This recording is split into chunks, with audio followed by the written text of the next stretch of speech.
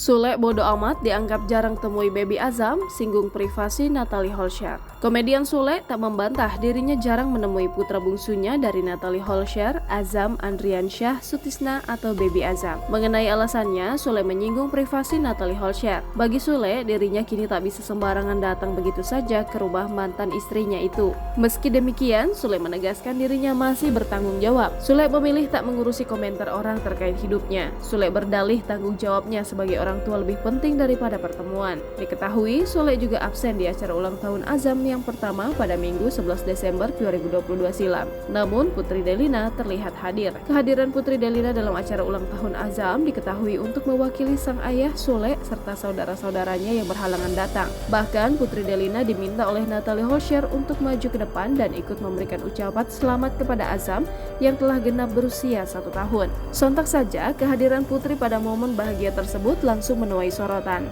Pasalnya beberapa waktu belakangan sempat muncul isu bahwa hubungan Putri dan Natalie tidak baik-baik saja. Kini Natalie Holscher mengaku sudah menerima semua yang terjadi. Sayangnya dalam kesempatan itu Natalie Holscher tak saling mengobrol dengan Putri Delina. Hal ini dikarenakan Natalie sibuk dengan acara Putra Sematawayangnya serta menyapa para tamu undangan. Meski begitu, Natalie tetap melibatkan Putri Delina di acara tersebut karena biar bagaimanapun kekasih Jeffrey Reksa itu adalah kakak Azam. Lebih lanjut, Natalie menjelaskan alasan sang mantan suami tidak datang di hari bahagia anak mereka. Jangan lupa subscribe, share, komen, dan like ya!